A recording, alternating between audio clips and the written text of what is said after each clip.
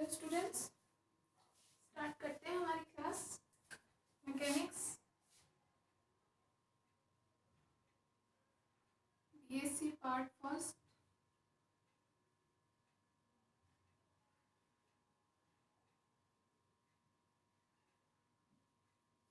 Mechanics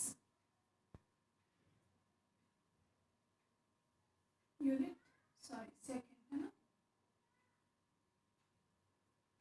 unit second. ठीक है, कल हम लोगों ने पढ़ा था लास्ट रॉकेट का मोशन इक्वेशन पढ़ी थी हमने। रॉकेट के मोशन के लिए समझ में आ गया होगा सबको, अच्छी इक्वेशन थी। हमें पता चला था कि रॉकेट किस प्रकार से गति करता है या रॉकेट की गति की अवस्था क्या होती है। ठीक है ना, उसके लिए सारी की सारी कंडीशंस हमने देखी थी। क्लियर है? तो आज हमारे पास लास्ट हमारे पास इक्वेशन क्या आई थी हमारे रॉकेट के मोशन के लिए। हमने क्या निकाला था कि किस वेग के साथ में रॉकेट गति करता है। ठीक है ना, किस वेग के साथ रॉकेट गति करता है। तो उसके लिए हमारे पास इक्वेशन ऑफ मोशन फाइनल क्या आई थी, v = v0 plus vr log m0/m। ये मिला था हमें लास्ट रॉकेट के लिए वेग का मान। क्लियर है? यहाँ पे हमें समझ में आने का v0 क्या था, किसी टाइम t = 0 पर रॉकेट का वेग था। vr क्या था, जो द्रव्यमान निष्कासित हो रहा है रॉकेट में से ईंधन के रूप में, उस निष्कासित द्रव्यमान का रॉकेट के सापेक्ष वेग। ठीक है, और log m0/m। m0 क्या है, m0 है प्रारंभिक द्रव्यमान। ठीक है, प्रारंभिक द्रव्यमान। प्रारंभिक द्रव्यमान से मतलब ये कि t = 0 पर जितना भी इसका मास हो, मतलब कि उसमें रॉकेट का जो भी वेट हो वो वेट भी आ जाएगा, और प्लस उस टाइम पे क्योंकि उसमें ईंधन भरा हुआ होगा तो प्लस उस जो फ्यूल है, जो ईंधन है, उसका वेट, टोटल मिलाकर के जो वेट होगा m0 t = 0 पर, वो मास है m0। और m क्या होता है, m होता है पर्टिकुलर टाइम के बाद में मास कितना है। मतलब कि हम ये कह सकते हैं कि अगर रॉकेट जब गति करना शुरू कर दे, कुछ फ्यूल जब इसका जल जाए तो कुछ टाइम के बाद, अब वो टाइम हमसे कितने टाइम के बाद पूछते हैं वो हमें पता नहीं होता, क्वेश्चन में दिया होगा। ठीक है, तो उतने टाइम के बाद में द्रव्यमान क्या होगा, m। क्लियर है? तो m0 क्या होता है, प्रारंभिक द्रव्यमान लिख सकते हैं आप t = 0 पर, और m क्या होता है, अंतिम द्रव्यमान मान लीजिए, या फिर किसी t = t टाइम पर ही हो, t = t किसी पर्टिकुलर टाइम पर हो। क्लियर है? तो ये हमारे पास लास्ट इक्वेशन आई थी किसके लिए, रॉकेट के वेग के लिए।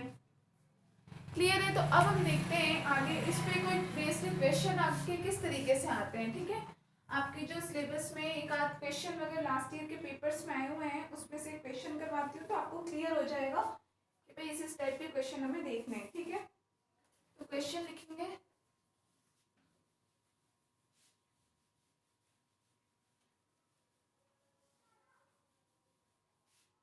हो सकता है शायद बीच में थोड़ा सा फोकस पड़ रहा होगा लाइट का, तो या तो ओके, क्वेश्चन लिखेंगे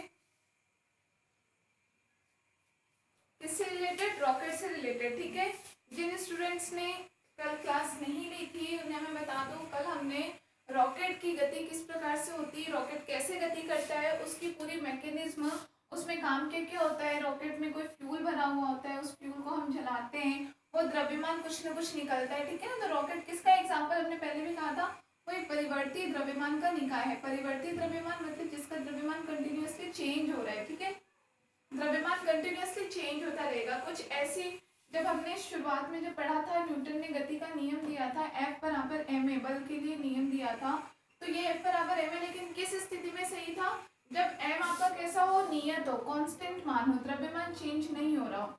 या हम ऐसा कह सकते हैं कि अगर हम कोई वेग कर रहे हैं, कोई गति कर रहे हैं, कोई वस्तु जो गतिशील है किसी भी नियत वेग से, लेकिन उसका द्रव्यमान जब तक कैसा नियत रहेगा तब तक तो आप ये फॉर्मूला उस पर अप्लाई कर सकते हो, F = ma।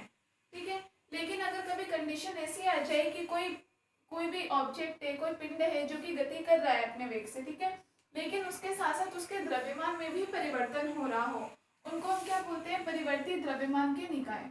इस प्रकार के निकाय को क्या बोला जाता है, परिवर्ती द्रव्यमान के निकाय। एग्जाम्पल हमने देखा था, जैसे कि अगर कोई ट्रक है, पीछे मान लो उसमें कंटेनर है, और अगर बारिश आने लग जाए तो इस कंटेनर में पानी भरेगा तो द्रव्यमान क्या इसका बढ़ेगा, मास इसका बढ़ जाएगा। या जैसे मान लो अगर कोई ट्रक है जो कि किससे, रेत से भरा हुआ है, रेत मिट्टी कुछ भी भरा हुआ है, और इस जगह पे अगर छेद है, इसमें पूरी मिट्टी भरी हुई, तो यहाँ से क्या निकलती जाएगी, भले छोटा सा ही छेद हो, मान लो पॉइंट इस पॉइंट के बराबर छेद हो तो बहुत कम कम निकले, लेकिन अगर मान लो वो 1 किलोमीटर का रास्ता तय करता है तो उस 1 किलोमीटर के बीच में तो काफी निकल ही जाएगी मिट्टी, ठीक है ना। तो एक मतलब कि बिल्कुल नेग्लिजिबल द्रव्यमान, ऐसा हम नहीं कह सकते कि जो द्रव्यमान निकला है बहुत नेग्लिजिबल है, कुछ ना कुछ अमाउंट तो रखेगा ही, ठीक है। तो m के द्रव्यमान में क्या हो जाएगी, कमी आ जाएगी, m माइनस डेल्टा m हो जाएगा, या इस स्थिति में जो भी द्रव्यमान था वो बढ़ जाएगा, तो m प्लस डेल्टा m लिख सकते हैं, ठीक है ना। मतलब कुछ ना कुछ, चाहे कमी भी हो सकती है, वृद्धि भी हो सकती है, ऐसा कुछ नहीं है कि पर्टिकुलर कमी ही होगी या फिर वृद्धि ही होगी, ठीक है, क्लियर है। अच्छा, दूसरी चीज, हाँ, तो हमने इस कंडीशन में इसी का एक और एग्जांपल हमने क्या देखा था, रॉकेट का, कि रॉकेट जब गति करता है तो रॉकेट में भी कुछ यही क्रियाविधि होती है कि उसके अंदर क्या होता है, एक दहन कक्ष होता है जिसमें कुछ ना कुछ फ्यूल भरा जाता है, कुछ अमाउंट में कुछ ना कुछ ईंधन भरा जाता है। तो जब रॉकेट को उड़ाना होता है, उड़ाने की कंडीशन में क्या किया जाता है, सबसे पहले उस फ्यूल को जलाया जाता है, वो फ्यूल जैसे जैसे जलता जाता है वैसे वैसे क्या होता है, धुएं के रूप में, गैस के रूप में नीचे की तरफ से वो द्रव्यमान निकलता जाता है, ठीक है। वो कुछ ना कुछ निष्कासित द्रव्यमान, तो उससे ईंधन का कुल जो रॉकेट का द्रव्यमान था उसके मान में कमी आती है, m माइनस डेल्टा m। मान लो डेल्टा m द्रव्यमान यहाँ पे निकल गया, किसके रूप में, गैस के रूप में, तो अब रॉकेट का द्रव्यमान कितना रह जाता है, m माइनस डेल्टा m द्रव्यमान रह जाता है, ठीक है। अब क्योंकि ये जो गैस नीचे निकल रही है इसके पास क्या द्रव्यमान तो है ही, और किसी न किसी वेलोसिटी के साथ भी निकलेगी, वेग भी कुछ ना कुछ इसका होगा, इसका मतलब इस द्रव्यमान का कुछ ना कुछ संवेग होगा, m भी हमने संवेग मान लिया, ठीक है। तो यहाँ पे हमने बताया क्योंकि रॉकेट के सिद्धांत पर कार्य करता है, एक तो क्रिया प्रतिक्रिया, जो न्यूटन की गति का तीसरा नियम है, क्रिया प्रतिक्रिया पर प्लस संवेग संरक्षण पर, दो सिद्धांत।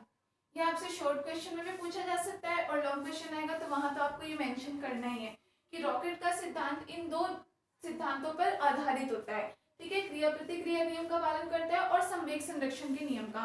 तो हम ये कह सकते हैं कि जो भी गैस नीचे जिस संवेग के साथ निकलेगी ऊपर की तरफ भी यही संवेग लगाएगी, ठीक है। ऊपर की तरफ भी इसमें इतने बराबर की मात्रा में संवेग लगाएगी, लेकिन परिणाम में बराबर, लेकिन दिशा में कैसा होगा, विपरीत होगा ये संवेग, ठीक है। और ये संवेग जो ऊपर की तरफ लगता है इसलिए रॉकेट को एक बल प्रदान करता है, F रॉकेट को एक बल प्रदान करता है, उस लगाए गए बल के कारण ही रॉकेट ऊपर की तरफ गति करता है। तो जैसे जैसे गैस के रूप में द्रव्यमान नीचे निकलता जाएगा, जितनी स्पीड के साथ उतनी ही स्पीड के साथ रॉकेट ऊपर की तरफ गति करता जाएगा, क्लियर है।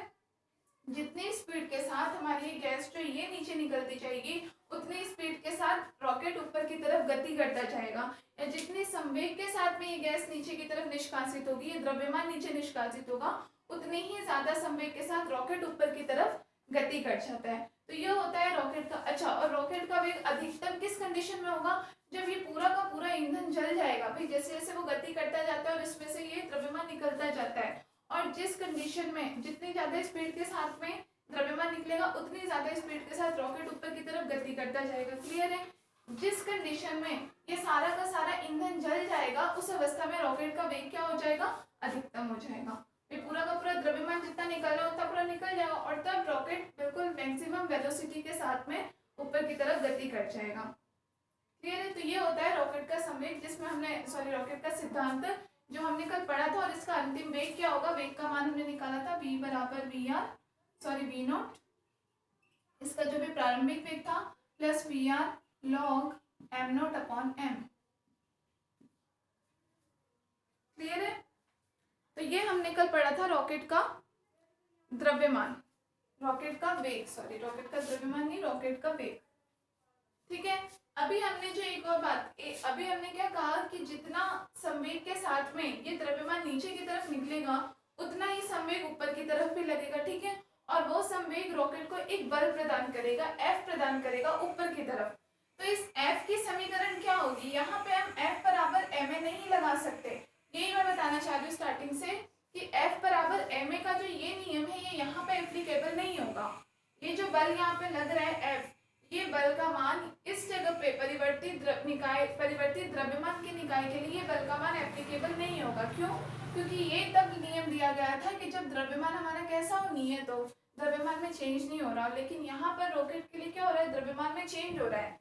इसीलिए हम यहाँ पे F बराबर ma नहीं यूज करके क्या यूज करते हैं, जो हमने dv/dt की इक्वेशन निकाली थी, m × dv/dt, वो वाली खाली हम इक्वेशन यूज करते हैं, ठीक है, जिसको हमने क्या बोला था, माइस्चर लॉ कहा था ना, वो नियम हम यहाँ पे यूज करते हैं।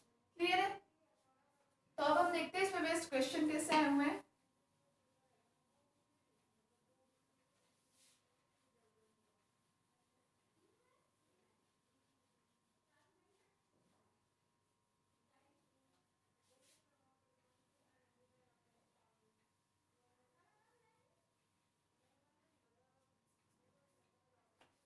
लिखो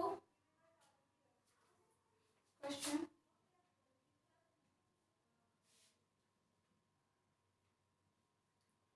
एक खाली रॉकेट का द्रव्यमान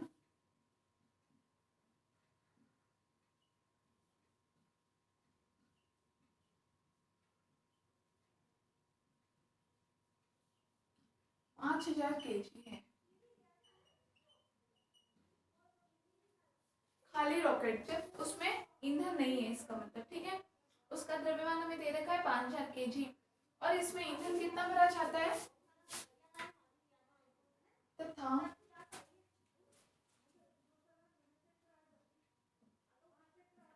इसमें 40,000 kg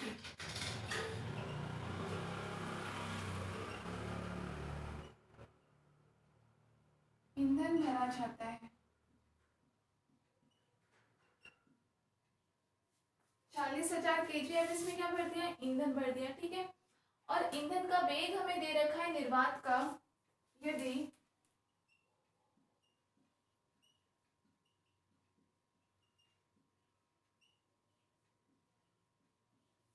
ईंधन का निर्वात वेग 2.0, निर्वात वेग मतलब ईंधन का निर्वात वेग से मतलब क्या है, जिस स्पीड के साथ ईंधन बाहर की तरफ निकलेगा, ठीक है, 2.0 किलोग्राम पर सेकेंड हो, 2.0 किलोग्राम पर सेकेंड,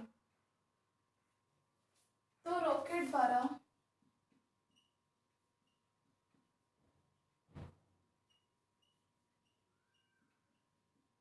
प्राप्त अधिकतम वेग ज्ञात कीजिए।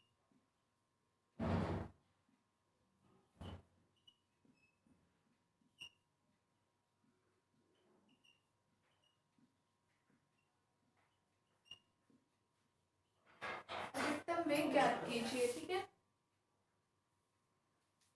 इसके साथ आपको log 10 या log 3 उसकी वैल्यूज अगर कुछ यूजफुल होगी तो वो आपको गिवन होगी क्वेश्चन में। अब यहाँ पे इस क्वेश्चन में मेन चीज क्या है, आपको ये पूछ रखा है कि मैक्सिमम वेलोसिटी कितनी होगी, वो पूछा है, अधिकतम वेग, ठीक है, और अधिकतम वेग हमने अभी बताया कि अधिकतम वेग किस कंडीशन में होता है, जब फ्यूल सारा का सारा जल जाता है, उस कंडीशन में रॉकेट की जो वेलोसिटी होगी वो कैसी होगी, मैक्सिमम होगी, ठीक है। तो हम देखते हैं इसका solution.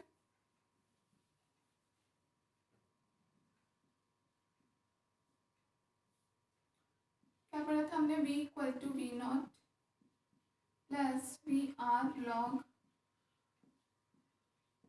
M naught upon M, ये थी हमारे पास रॉकेट के वेग कितना होगा, रॉकेट के वेग के लिए समीकरण। क्लियर है?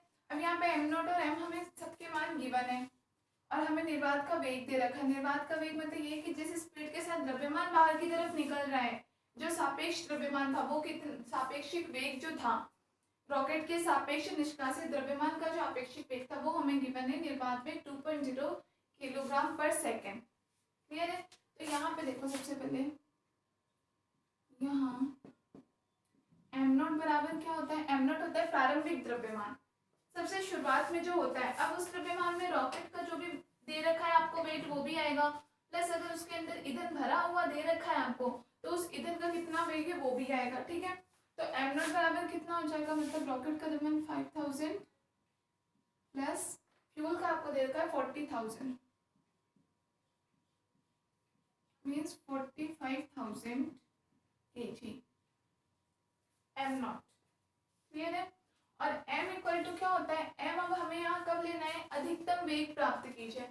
अधिकतम वेग किस कंडीशन में होता है, हमने अभी पढ़ा कि जब सारा का सारा फ्यूल जल जाता है, मतलब कि उस टाइम पे द्रव्यमान जितना होगा बिल्कुल अंतिम द्रव्यमान होता है m, ठीक है। उस अंतिम द्रव्यमान का मान क्या होगा, जब सारा सारा फ्यूल जल जाएगा, मतलब ये जो 40,000 kg है ये पूरा का पूरा जल चुका होगा। तो उस टाइम हमारे पास सिर्फ वेट कितना बचेगा, सिर्फ रॉकेट का द्रव्यमान जितना है 5,000 kg, इतना बचेगा हमारे पास अंतिम द्रव्यमान। ठीक है, तो m equals to 5,000 kg। Clear? M naught है प्रारंभिक द्रव्यमान, उस टाइम पे जब रॉकेट का द्रव्यमान भी है प्लस उसमें फ्यूल भरा हुआ है, दोनों को मिला करके कोई t बराबर 0 टाइम पर कितना मास है उसका वो गिवन है हमें। ठीक है, 45,000 kg। और उसके साथ में m हमने क्या पूछा, m हमें दिया गया है अंतिम द्रव्यमान।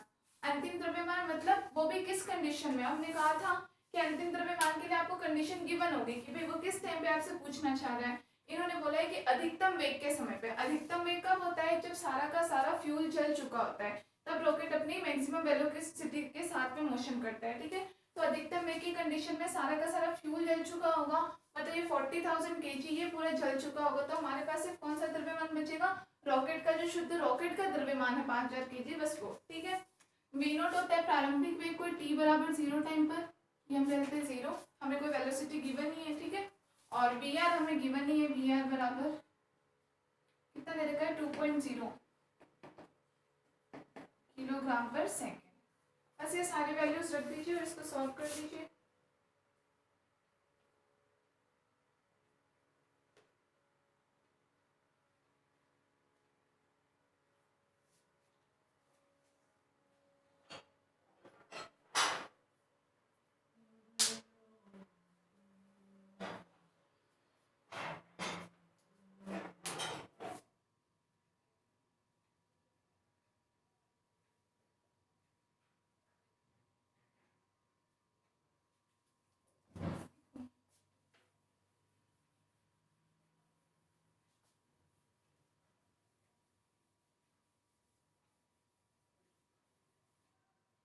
यहाँ हम सारी वैल्यूज डालते हैं, तो v equals to V naught कितना है 0 प्लस वी आर की वैल्यू 2 kg, मतलब 2 इंटू 10⁻³ kg भी तो आएगा पर सेकेंड में। ठीक है ना, तो kg लॉग m नॉट का मान कितना हुआ था हमारा 45,000 divided by m 5,000।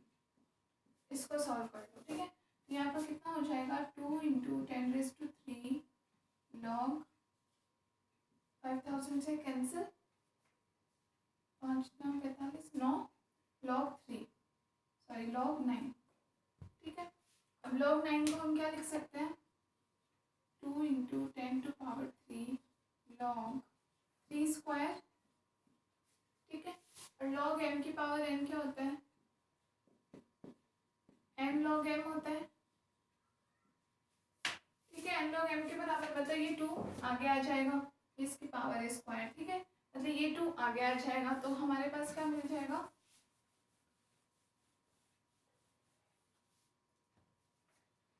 p equals to 2 into 10⁻³ into 2 log 3। और लॉग 3 का वैल्यू कितना होता है 0.4771। जैसे आपको लॉग की 1 2 3 4 तक की वैल्यूज याद होनी चाहिए। जैसे आपको ऐसे क्वेश्चंस में गिवन भी होता है, लेकिन फिर भी ध्यान में रखा करो। जैसे log 3 की वैल्यू होती है 0.4771, तो कितना हो गया 4 इंटू 10⁻³ और log 3 की वैल्यू 0.4771। इसको सॉल्व कर लो, जो आएगा वो कितनी हो जाएगी हमारी वेलोसिटी। ठीक है, तो ये आपकी वैल्यू कुछ मल्टीप्लाई करने पे आएगी 4.39 इंटू 10⁻³। ठीक है, या इसे हम ये भी लिख सकते हैं 4.39 10⁻³ का मतलब किलोग्राम पर सेकेंड वेग। ये होगा रॉकेट का अधिकतम वेग।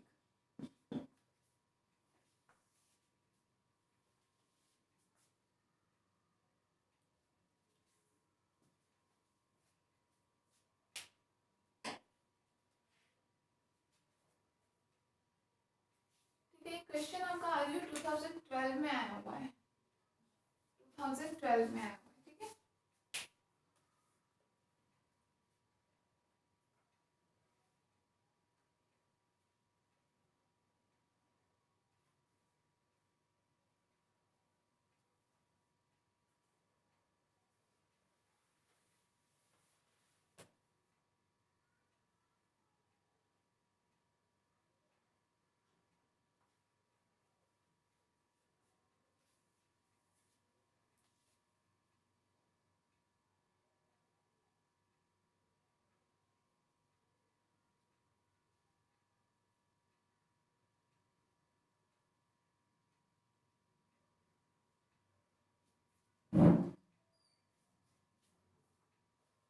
कर लिया, नेक्स्ट देखते हैं।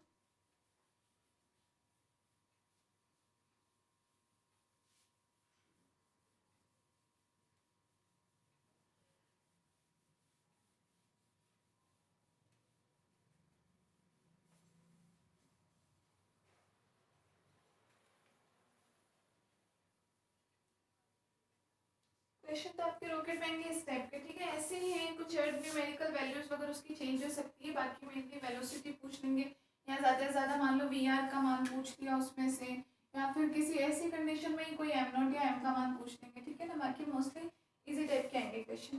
पूरा क्वेश्चन कुछ ऐसा बन सकता है कि जैसे रॉकेट के लिए आपको दे देंगे ये फॉर्मूला ही दे देंगे, v equal to B naught plus B R log M naught upon M, कि रॉकेट के लिए इस सूत्र का सत्यापन कीजिए, ठीक है। और साथ में हो सकता है एक छोटा सा न्यूमेरिकल और देते, इस टाइप के आपके क्वेश्चन आते हैं। तो इसमें आपको पूरा का पूरा डेरिवेशन करके फाइनल आपको ये आंसर लेकर के आना है, और इसी पे बेस्ड न्यूमेरिकल देंगे, बस वैल्यूज याद रख के सॉल्व करना है, ठीक है। ये रॉकेट का टॉपिक हो गया हमारा कंप्लीट। नेक्स्ट टॉपिक कोणीय संवेग।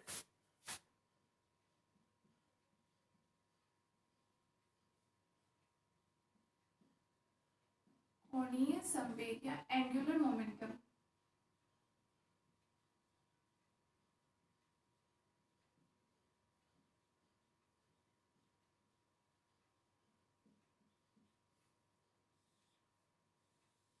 कोणीय संवेग या एंगुलर मोमेंटम, ठीक है। जैसे रेखीय संवेग होता है, अभी तक नॉर्मल जो हम संवेग पढ़ते हैं P इक्वल्स टू mv, वो क्या होता है, रेखीय संवेग होता है एक्चुअल में। जैसे रेखीय संवेग होता है सेम उसी तरीके से कोणीय संवेग होता है। रेखीय संवेग किससे रिलेटेड होता है, किसी पिंड की रेखीय गति के लिए। जब कोई दो पिंड हो, सिंगल पिंड हो, कैसे भी, अगर वो एक मतलब लीनियर मोशन कर रहा है, अगर वो एक रेखीय गति कर रहा है, या सिंपली हम बोलते हैं रेखीय गति कर रहा है अगर, तो उसका जो संवेग होता है, संवेग क्या, उसका कुल द्रव्यमान है मान लो m, और v वेग के साथ में वो चल रहा है, तो p इक्वल्स टू mv है उसका संवेग हो जाता है, ठीक है। वेग में परिवर्तन की दर, ठीक है, सॉरी वेग में परिवर्तन नहीं, द्रव्यमान इंटू वेग का गुणनफल संवेग के बराबर हो जाता है ना। तो ये किस कंडीशन में होता है, जब वो रेखीय गति कर रहा हो तो। अब अगर जब कोई पिंड घूर्णन गति कर रहा हो, मतलब रोटेशन कर रहा हो, कोई पिंड अगर इस टाइप का कोई मोशन कर रहा है, तो उस टाइम पर जो उसका संवेग होगा, उस टाइम उसका संवेग रेखीय ना कहला करके कोणीय संवेग कहलाता है। कोणीय संवेग, कोणीय संवेग क्यों कहलाता है, क्योंकि जैसे मान लो यहाँ पे ये कोई कुछ इस टाइप का कोई वृत्ताकार पथ बना हुआ है, इसमें कोई पिंड है यहाँ पे जो कि रेगुलर कैसा कोणीय गति कर रहा है। अब ये इसका मूल बिंदु है, तो वो जैसे जैसे मोशन करता जाएगा इस पॉइंट के साथ में, ओरिजिन के साथ में, मूल बिंदु के साथ में कुछ ना कुछ एंगल बनाता हुआ जाएगा कंटिन्यूअसली, कुछ ना कुछ एंगल बनाता रहेगा इसके साथ में, ठीक है ना। 0 डिग्री से स्टार्ट होगा और 180 तक या 360 तक कंप्लीट का कंप्लीट ही बनाएगा, ठीक है। तो इसलिए यहाँ पे क्योंकि संवेग क्या होता है, रैखिक ना होकर के उसमें कुछ ना कुछ कोण भी बनता है, कुछ ना कुछ कोण का मान भी होता है, ठीक है। तो इसको हम क्या बोलते हैं, कोणीय संवेग होता है। तो जब कोई पिंड घूर्णन गति कर रहा हो, घूर्णन गति से रिलेटेड जो संवेग होता है उसको हम क्या बोलते हैं, कोणीय संवेग, ठीक है। बिल्कुल रेखीय संवेग की तरह ही होता है, लेकिन मान बस क्या चेंज होता है, क्योंकि यहाँ पे पिंड की गति सरल रेखीय ना होकर के घूर्णन गति हो जाती है, मोशन होता है, इसलिए वो मूल बिंदु के साथ में ऑब्वियसली सी बात है कुछ ना कुछ एंगल जरूर बनाएगा। तो उस कोण का, वो कितना कोण बना रहा है उसका भी कुछ ना कुछ मान होता है, इसलिए संवेग का मान क्या हो जाता है, कोणीय संवेग के रूप में, ठीक है।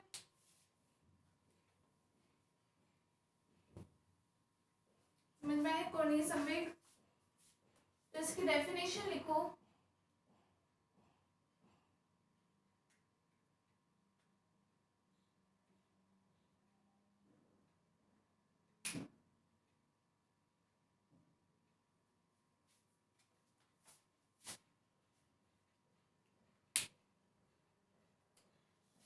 घूर्णन गति में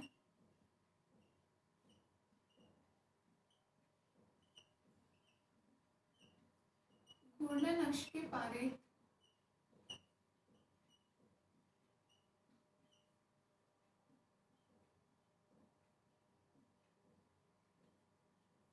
एक चीज ध्यान रखना, कोणीय संवेग का मतलब ही क्या होगा, गति घूर्णन गति होगी, ठीक है। गति से भी इसमें सरल रेखीय गति मत लिख देना, नहीं तो वो कोई मतलब ही नहीं है फिर आगे कुछ लिखने का, ठीक है ना। घूर्णन गति में ही होता है कोणीय संवेग। चीज वही है संवेग, लेकिन बस फर्क सिर्फ गति का है कि वो लीनियर मोशन कर रहा है या फिर रोटेटरी मोशन कर रहा है, सरल रेखीय गति कर रहा है या फिर घूर्णन गति कर रहा है। ठीक है, इसलिए हम उसको रेखीय संवेग या कोणीय संवेग के रूप में जानते हैं। तो घूर्णन गति में घूर्णन अक्ष के पारित किसी कण के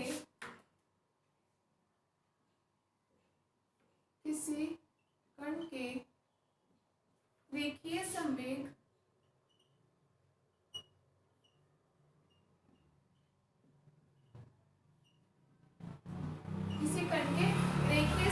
के मान को ही, ठीक है, रेखीय संवेग के या फिर आघूर्ण भी कह सकते हैं कि रेखीय संवेग के आघूर्ण को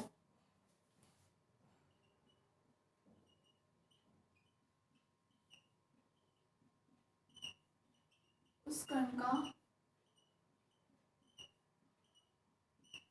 कोणीय संवेग कहते हैं।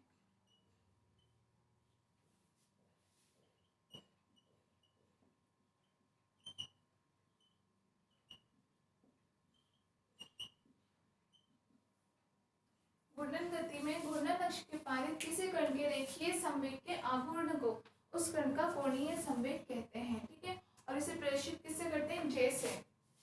इसे जे से प्रदर्शित करते हैं।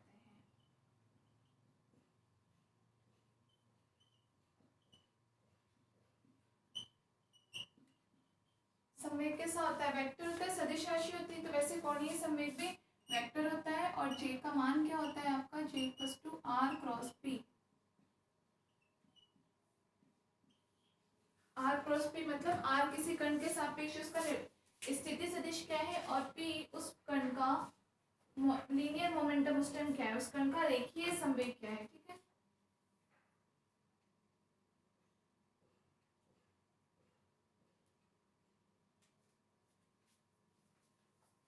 जैसे हमने मान लिया ये कोई एक्स वाई जेड निर्देश तंत्र में हम बात कर रहे हैं। ठीक है, एक्स वाई जेड कोई पिंड है अगर m द्रव्यमान का यहाँ पर स्थित है, क्लियर है? आगे भी इस प्रकार से गति करेगा। अब इस पिंड का ये मूल बिंदु है, मूल बिंदु के सापेक्ष स्थिति सदिश क्या हो जाएगा? वेक्टर आर इस डायरेक्शन में।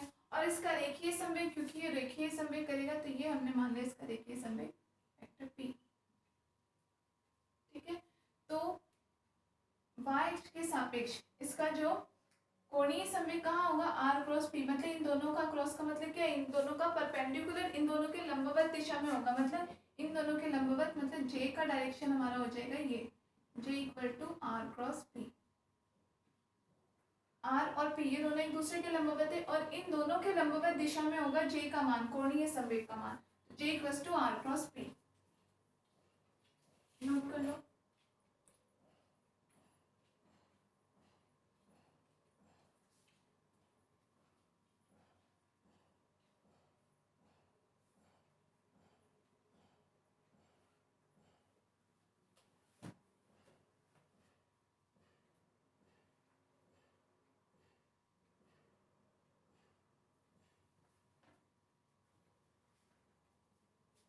अब इस m में, और अगर ये जो p है, अगर मान ले बिल्कुल 90 पे ना होकर के अगर ये कुछ इस तरीके से हो p, तो द्रव्यमान का इस संवेग के साथ कुछ ना कुछ कोण बना रहा है। यहाँ पे मान लिया हमने ये थीटा एंगल बना रहा है कि इस m द्रव्यमान के साथ, या फिर हम मान लें कि स्थिति सदिश r के साथ p का एंगल कुछ ना कुछ थीटा एंगल पर है।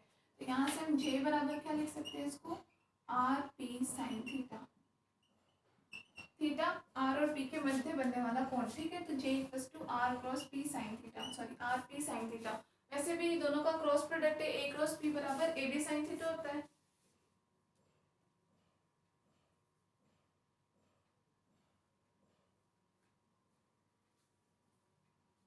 ठीक है, यहीं से अगर हम सदिश रूप में लिखें, सदिश रूप में तो क्या लिख सकते हैं? Vector j। सदिश रूप में लिखना मतलब वेक्टर j इक्वल टू कितना हो जाएगा? r p sin theta n cap. N cap एकांक सदिश के रूप में जब लिखा जाता है किसी को, तो उसका मान होता है एन कैप। ठीक है, यहाँ लिख लेना सदिश रूप में।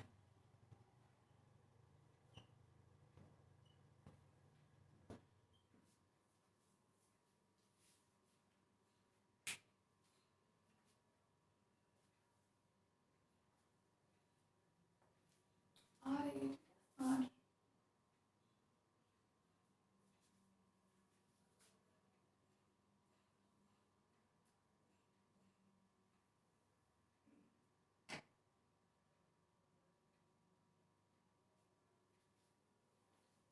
इतना। अब इसमें दो केस देखते हैं कि थीटा का मान कितना कितना हो, या फिर कोणीय संवेग अधिकतम किस कंडीशन में होगा और सबसे मिनिमम किस कंडीशन में होगा।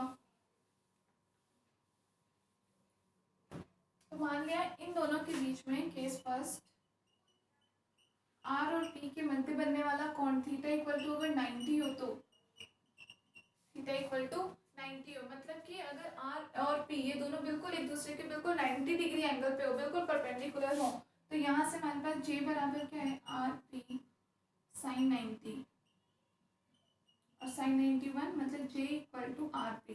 तो इस कंडीशन में जे का मान कितना होगा, मैक्सिमम, अधिकतम होगा मान, जे मैक्सिमम। मतलब कोणीय संवेग अधिकतम कब होगा, जब आर और पी दोनों एक दूसरे के बिल्कुल लंबवत दिशा में हो, दोनों के बीच बनने वाला कोण कितना हो, 90 डिग्री। ठीक है। सेम दूसरी कंडीशन, अगर इन दोनों के मध्य बनने वाला कोण बिल्कुल जीरो, मतलब दोनों बिल्कुल एक ही अक्ष पर हो, ठीक है, आर और पी बिल्कुल सेम ही अक्ष पर स्थित हो। सेकेंड, यदि theta equal to 0 degree, J equals to R P sine 0, sine 0 0, मतलब इस कंडीशन में जे का मान कितना होगा, मिनिमम। तो जे का मिनिमम मान हमें मिलेगा 0 या मैक्सिमम मान मिलेगा आर इंटू पी के बराबर, स्थिति सदिश इंटू रेखीय संवेग उस पिंड का, एम द्रव्यमान के पिंड का।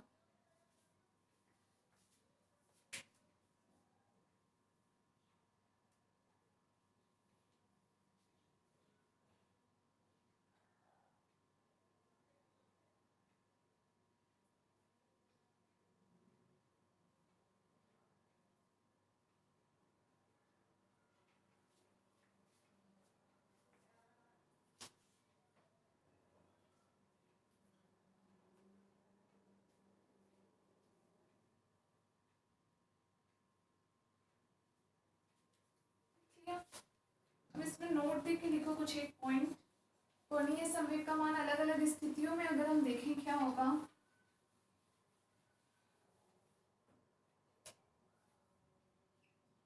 जैसे मान लिया ये कोई पूरा एक निकाय है जिसमें कुल n कण उपस्थित है, ठीक है,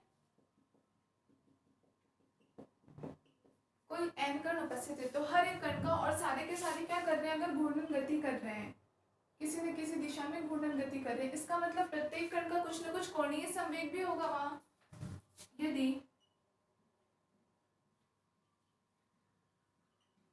n कणों से मिलकर बने निकाय में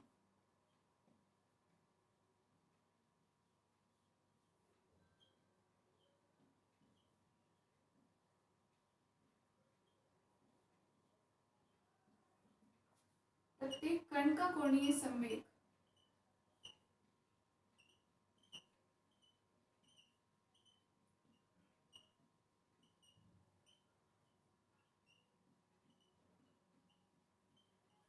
क्रमशः, जैसे हमने अगर नाम ले दिए 1 2 3 4 5, इस तरीके से टोटल मान लो n कण अगर उपस्थित है इस निकाय में, ठीक है, तो प्रत्येक कण का कोणीय संवेग क्या होगा, जैसे पहला कण का J1 वेक्टर, दूसरे का J2 वेक्टर, तीसरे का J3 वेक्टर, इस तरीके से dot dot dot Jn vector होगा प्रत्येक कण का कोणीय संवेग। ठीक है, तो इस स्थिति में इस पूरे निकाय का कुल कोणीय संवेग कितना होगा,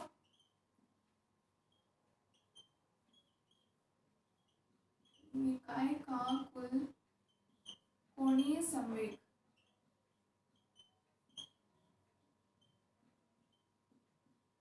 इन सभी कणों के कोणीय संवेगों के कुल योग के बराबर होगा। निकाय का कोणीय संवेग मतलब vector J equal to J1 vector plus J2 vector plus J3 vector plus dot dot dot Jn vector के बराबर होगा। पूरे निकाय का कुल कोणीय संवेग, नोट देख के लिख लेना ये पॉइंट फर्स्ट।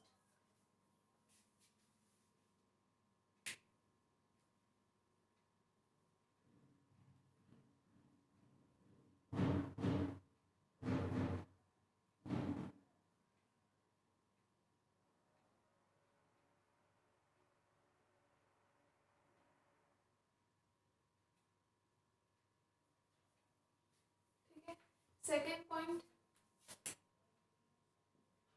कि जो तंत्र ले रहे हैं, अगर इसके अनुसार अगर हम निर्देश अक्षों की बात करें, निर्देशांक एक्स वाई जेड की बात करें, अब हमें पता नहीं है कि एक्स वाई जेड कहाँ पे स्थित होगा।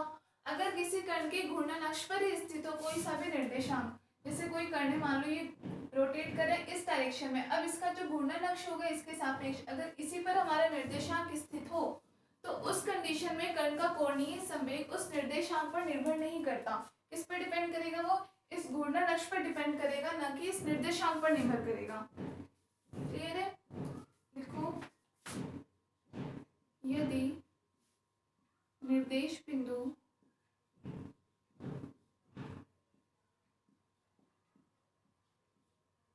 किसी घूर्णन अक्ष पर स्थित हो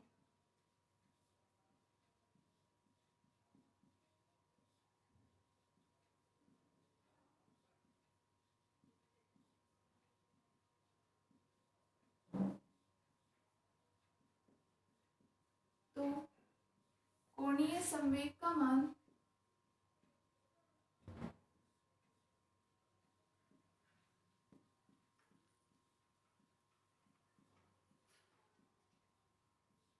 निर्देश बिंदु पर निर्भर नहीं करेगा।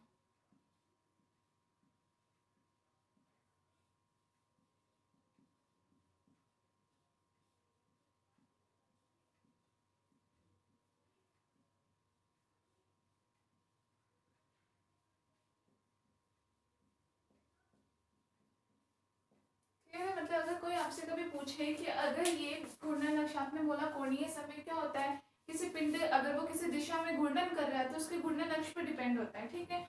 अब अगर ये बोले कि अगर ये निर्देशांक कोई निर्देश बिंदु भी उस घूर्णन अक्ष पर स्थित हो तो किस पर डिपेंड करेगा? वो निर्देश बिंदु पर निर्भर करेगा या नहीं करेगा? तो हम कह सकते हैं कि उस पर निर्भर नहीं करेगा, ठीक है। और J बराबर होता है हमारा R क्रॉस P, ठीक है। P का अगर हम मान डाल दें यहाँ पे M इंटू V के बराबर,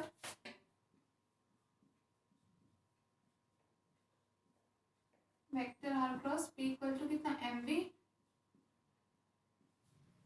P equal to MV vector के बराबर, ठीक है। इसका मतलब क्या कह सकते हैं कि R और V दोनों अगर एक दिशा में ही हो, अब यहाँ पे मतलब कि R और V अगर ये दोनों समान दिशा में हो, या इसको हम इस तरीके से लिख लें बराबर M into vector R cross vector V। अब R और V के मध्य में बनने वाला कोण कितना हो, तो अगर ये दोनों या तो समान दिशा में होंगे समानांतर, या फिर दोनों किसी एक दूसरे के लंबवत हो। नोट कर लिया?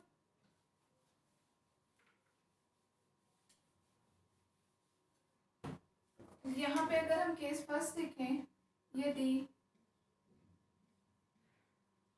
R व V समान दिशा में हो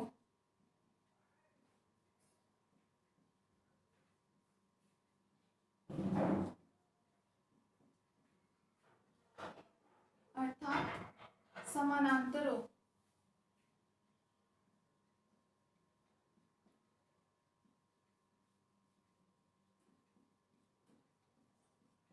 तो दोनों के बीच में एंगल कितना बनेगा? सेम डायरेक्शन, मतलब दोनों में 0 डिग्री एंगल बनेगा।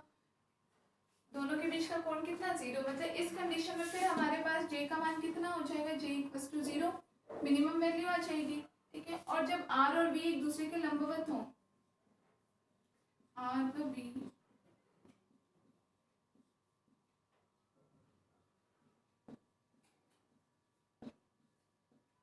एक दूसरे के लंबवत हो, मतलब दोनों के बीच में एंगल कितना? 90 का अगर बन रहा हो तो फिर sin 90 से 1, इसका मतलब इस कंडीशन में हमारे पास J मैक्सिमम आ जाएगा, इसके बराबर आ जाएगा R इंटू V के बराबर।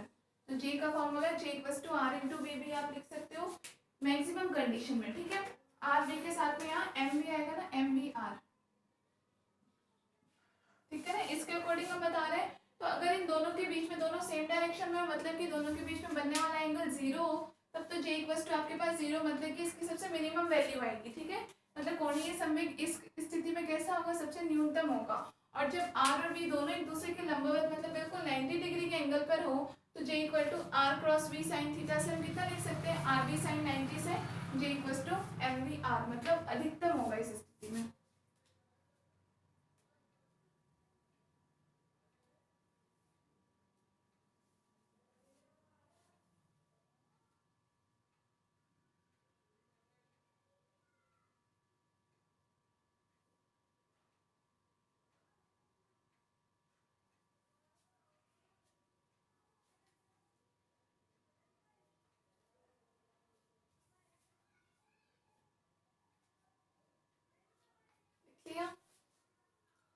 हम देखते हैं कि कोणीय संवेग का मान कार्तीय निर्देशांकों के रूप में हम किस प्रकार लिख सकते हैं, मतलब एक्स वाई जेड तीनों डायरेक्शन में कोणीय संवेग का मान क्या होगा।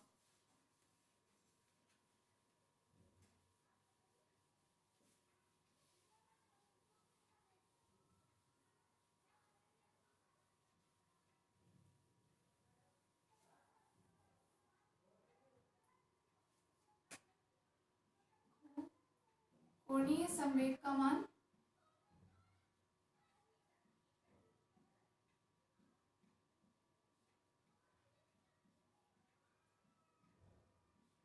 कार्तीय निर्देशांकों के रूप में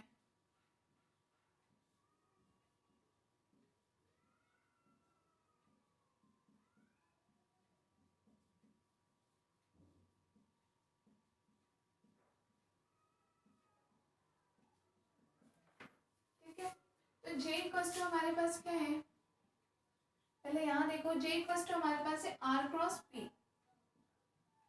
ठीक है, मतलब R और P इन दोनों का क्रॉस प्रोडक्ट, मतलब इन दोनों का कैसा, दोनों एक दूसरे के बिल्कुल लंबवत हो इस स्थिति में, ठीक है। अब R बराबर चूंकि हम जानते हैं वेक्टर R बराबर हम क्या लिख सकते हैं, x I cap plus Y J cap plus Z K cap, ठीक है। स्थिति सदिश R तीनों निर्देशांकों के सापेक्ष हो जाएगा, और सेम इसी कंडीशन में हम P बराबर क्या लिख सकते हैं, P X I cap plus P Y J cap plus P Z K cap. P X P Y P Z क्या है, तीनों अक्षों के सापेक्ष संवेग का मान है, ठीक है। एक्स अक्ष के सापेक्ष, वाई अक्ष के सापेक्ष या जेड अक्ष के सापेक्ष संवेग का मान क्या होगा ये। अब हम दोनों को क्योंकि कार्तीय निर्देशांकों के रूप में देख रहे हैं, ठीक है, और दोनों का क्रॉस प्रोडक्ट है, तो क्रॉस प्रोडक्ट को सॉल्व कैसे करते हैं, निर्देशांक सारणिक बना करके, ठीक है ना। जे बराबर लिखते हैं इस तरीके से, डॉट प्रोडक्ट तो हम डायरेक्टली मल्टीप्लाई करके सॉल्व कर लेते हैं ना, I dot I J dot J और के डॉट के का, लेकिन क्रॉस प्रोडक्ट इस तरीके से है। तो पहले तो हम लिखते हैं आई केप जे केप और के केप, ठीक है। आर का मान कितना हो जाएगा, एक्स बाय जेड, और पी का मान P X P bye P Z, ठीक है। इनको सॉल्व करके देखते हैं क्या मान आएगा हमारे पास। तो आई केप के सापेक्ष मल्टीप्लाई कर दिया हम तो y into P Z minus Z into P Y, ठीक है, माइनस जे केप के सापेक्ष x into P Z minus Z into P X, ठीक है, प्लस के केप के सापेक्ष x into P Y minus Y into P X, ठीक है। या इसे हम इस तरीके से लिखते हैं I cap by P Z minus Z P Y plus J K, minus को अंदर मल्टीप्लाई कर दें तो क्या हो जाएगा ये, Z P X minus X P Z, ठीक है, प्लस के केप इंटू में X P Y minus Y P X, ठीक है। अब यहाँ पर जो ये तीनों मान है, इन तीनों को हम क्या बोलते हैं क्रमशः, भाई आई के रेस्पेक्ट में आ रहा है, इसका मतलब ये एक्स अक्ष के लिए मान होगा किसका मान, जे का, कोणीय संवेग का मान, ठीक है। जैसे हम आई केप जे केप के केप, तो इनके सापेक्ष एक्स वाई और जेड अक्षों के सापेक्ष मान होता है, ठीक है। या जैसे संवेग के लिए हमने बताया तो पी एक्स एक्स अक्ष के सापेक्ष संवेग का मान, वाई अक्ष के सापेक्ष जेड अक्ष के सापेक्ष, तो वैसे ही ये आई केप के साथ में क्या आएगा, कोणीय संवेग का एक्स अक्ष के सापेक्ष क्या मान होगा, वाई अक्ष के सापेक्ष क्या मान होगा और जेड अक्ष के सापेक्ष क्या मान होगा। क्लियर है।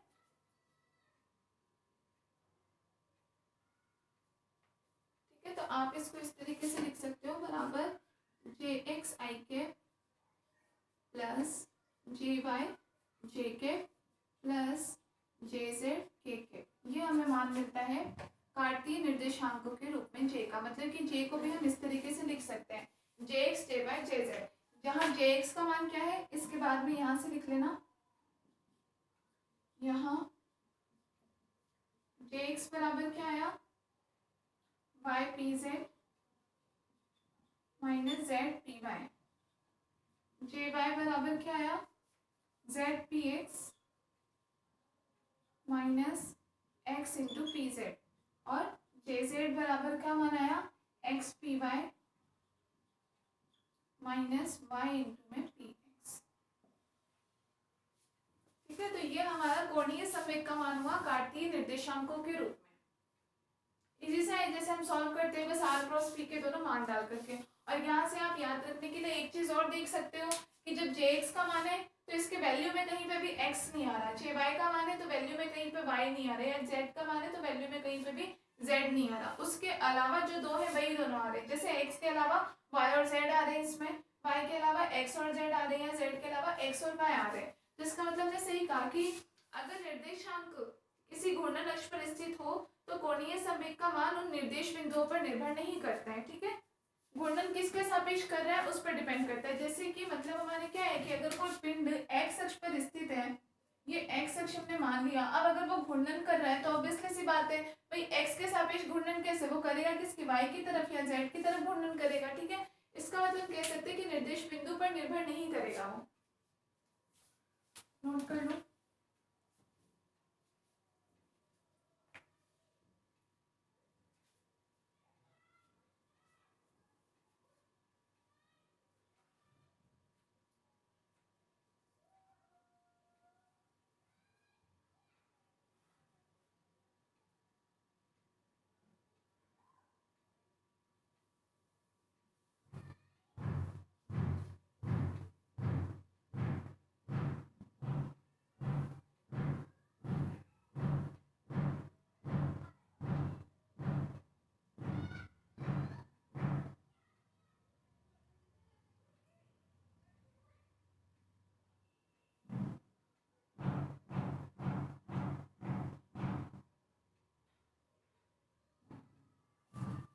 तो ये हमारा टॉपिक था कोणीय संवेग। आगे आपके दो तीन छोटे छोटे टॉपिक्स आ रहे हैं, इन पे वैसे आपके 1 मार्क्स के क्वेश्चंस भी खूब आते हैं और बाकी ज़्यादा पूछेगा तो यही। वैसे इसमें ज़्यादातर तो ऐसे न्यूमेरिकल वगैरह होते हैं, बाकी तो डेफिनेशन ही पूछेंगे। ठीक है, हाँ ये ज़रूर होता है कि जैसे दो तीन छोटे छोटे टॉपिक को मिला करके आपका एक बड़ा क्वेश्चन दे दिया, कोणीय संवेग है, बलाघूर्ण है, जड़त्वाघूर्ण है, इन सबको मिला करके आपका एक क्वेश्चन पूरा बड़ा तैयार कर दिया ऐसे इसमें। ठीक है, बाकी सब अच्छे इंपॉर्टेंट टॉपिक है और न्यूमेरिकल्स के अकॉर्डिंग भी बहुत अच्छे हैं, तो ध्यान से समझना।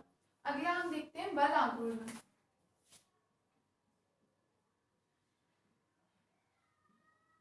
बल आघूर्ण या इंग्लिश में हम कहते हैं इसको टॉर्क। टॉर्क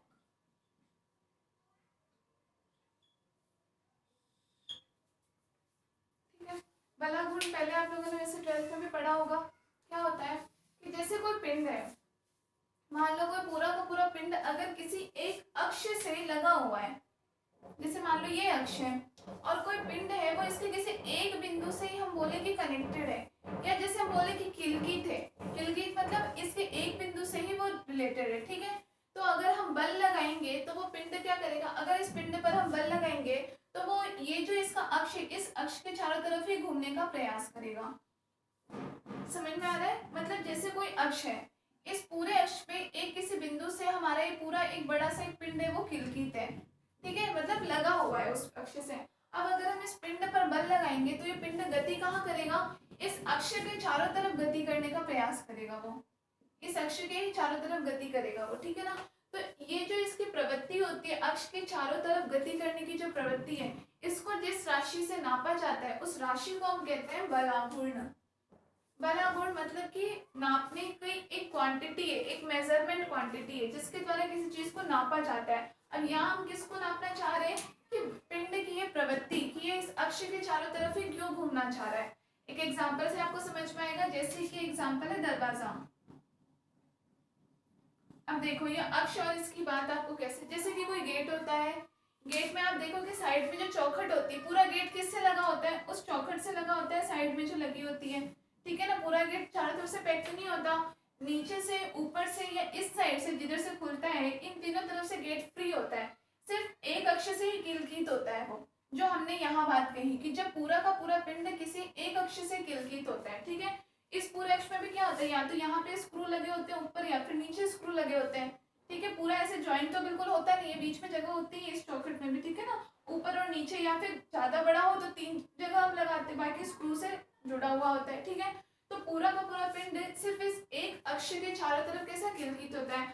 अब जैसे कि आप इस पूरे पिंड पर किसी एक जगह पर भी अगर आप बल लगाओगे, जैसे कि यहाँ पे लगी होती कुंडी, ठीक है, तो हम क्या करते हैं, हम उस कुंडी को ही पकड़ के आप चाहे आगे खींचो चाहे पीछे की तरफ खींचो, आप बल सिर्फ एक दिशा पे लगा रहे हो। लेकिन उस पिंड की प्रवृत्ति कैसी होती है कि दरवाजा इस चौखट के सहारे या तो आगे की तरफ हम उसे खोल रहे हैं या बंद कर रहे हैं, तो चौखट के सहारे पीछे की तरफ जाएगा। क्लियर है? तो ये जो उसकी टेंडेंसी है, इसको नापा जाता है जिस राशि से, उस राशि को कहते हैं बल आघूर्ण।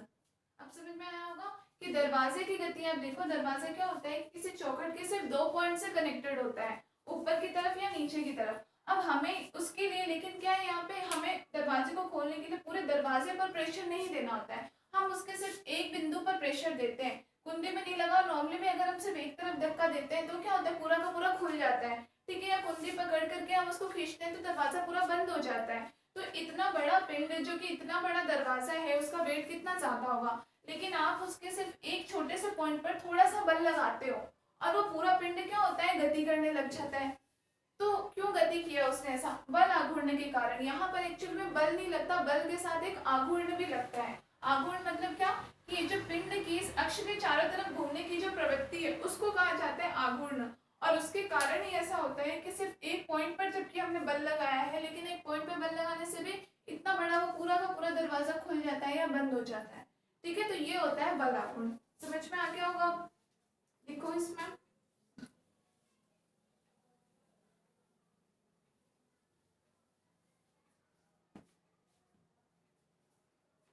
लिखो, यदि कोई दृढ़ पिंड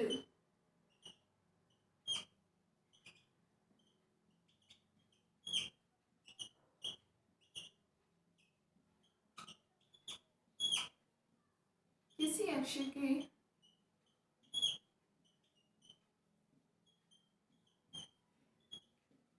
एक बिंदु से किलकित है,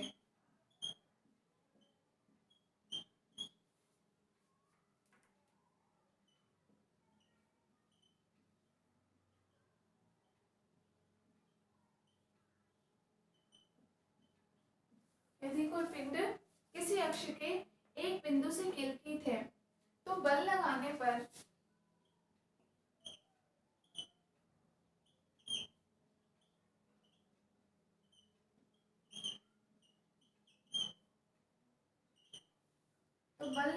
वह पिंड क्या करेगा, उस अक्ष के चारों तरफ ही घूमने का प्रयास करेगा, ठीक है ना। तो बल लगाने पर वह पिंड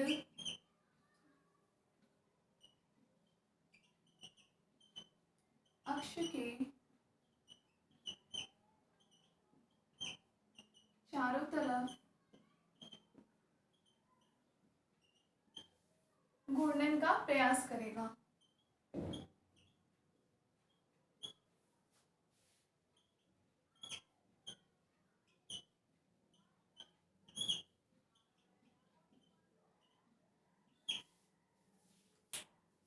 क्या करेगा, उस पिंड उस अक्ष के चारों तरफ ही घूर्णन का प्रयास करता है।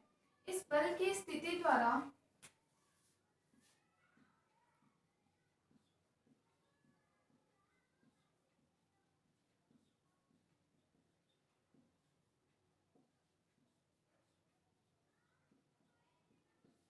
इस बल की स्थिति द्वारा पिंड को किसी अक्ष के पारित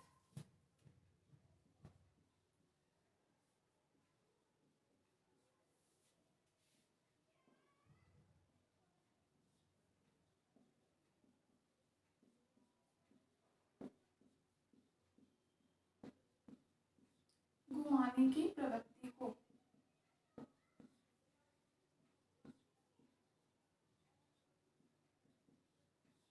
क्या कहा जाता है, बलाघूर्ण कहा जाता है।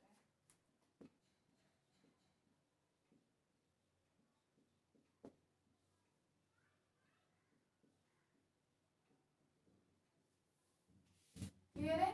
तो बलाघूर्ण मतलब बल लगाया जाता है, लेकिन इसके साथ के साथ आघूर्ण होता है कि हम उस पूरे पिंड पर बल नहीं देते, बल्कि उसके सिर्फ किसी एक पॉइंट पर बल देते हैं। लेकिन वो पिंड किसी एक अक्ष से किलकित होने के कारण क्या होता है, उस अक्ष के चारों तरफ घूमने की प्रवृत्ति रखता है। ठीक है, तो ये जो प्रवृत्ति होती है इसी को क्या कहा जाता है, इसको जिस राशि द्वारा मापा जाता जाता है उसे बल अगुण कहा जाता है। लिखना, प्रवृत्ति को जिस राशि द्वारा मापा जाता है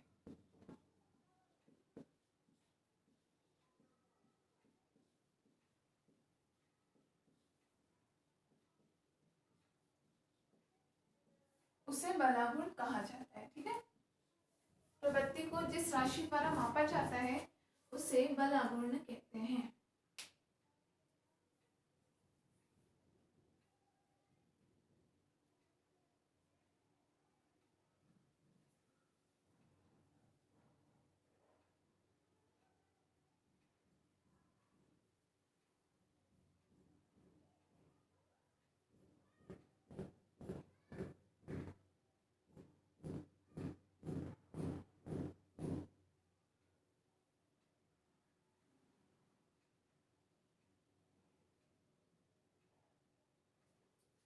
इसलिए अब देखो इसमें हम आगे देखते हैं।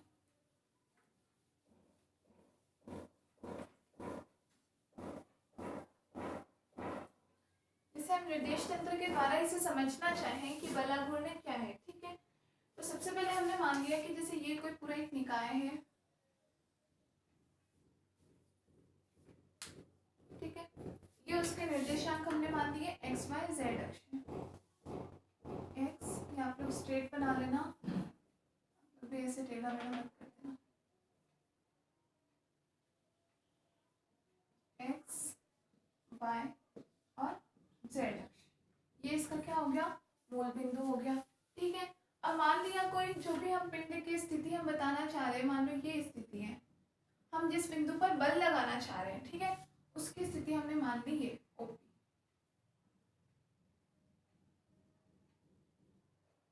इसको हमने नाम दे दिया पी। ठीक है, ओपी क्या हो गई, हमारा जो प्रारंभिक जो भी हमने स्थिति मानी है कि पिंड के जिस बिंदु पर हम बल लगा रहे हैं उसकी स्थिति हमने क्या मान ली, ओपी। ठीक है, और इसका स्थिति सदिश कितना हो जाएगा, वेक्टर आर। ठीक है, अब हम इसमें मान लो एक बल लगा रहे हैं। ठीक है, और वो बल क्या, जो स्थिति सदिश ओपी के साथ में हमने मान लिया कि वो थीटा कण बनाता है। मतलब कि वो बल कुछ इस तरीके से लगता है, पी बिंदु है, कुछ इस दिशा में इसके लंबवत लगेगा और इसके साथ में कितना कोण बना लेगा, थीटा कोण। जो बल लग रहा है, बल ने क्या किया, बल ने इस स्थिति सदिश ओपी के साथ में थीटा कोण बनाते हैं। ठीक है, इसको अगर हम आगे भी ले जाए तो ये कोण भी कितना बन जाएगा, थीटा। ठीक है, अब इस बल की जो क्रिया रेखा होगी वो क्रिया रेखा कहाँ होगी, इस तरफ हमने मान ली कितना, आर साइन थीटा।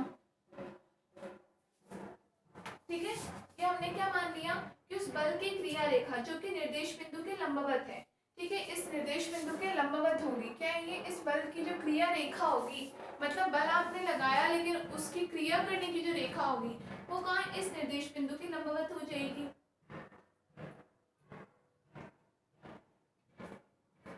क्लियर है, तो यहाँ हम ये क्या लगा रहे हैं, कोई एफ, कोई हमने बल लगाया है और ये हमारा क्या है, ये हमारा निर्देश बिंदु है।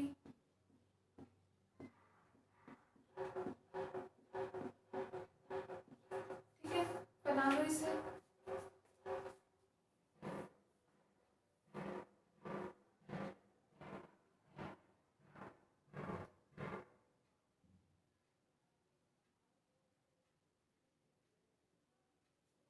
ठीक है, तो अब इसके बारे में हम लिखते हैं कि माना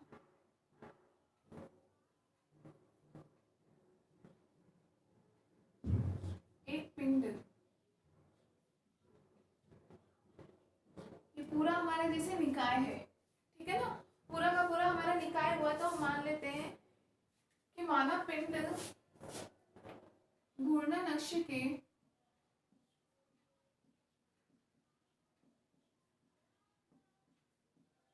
बिंदु ओ पर, बिंदु ओ जो हमारा निर्देश बिंदु है ये, ठीक है ना, बिंदु ओ पर कीलकित है।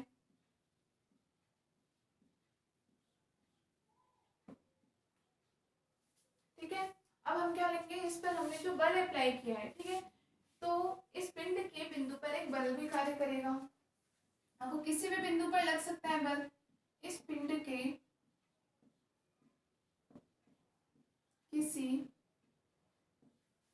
किसी बिंदु पर एक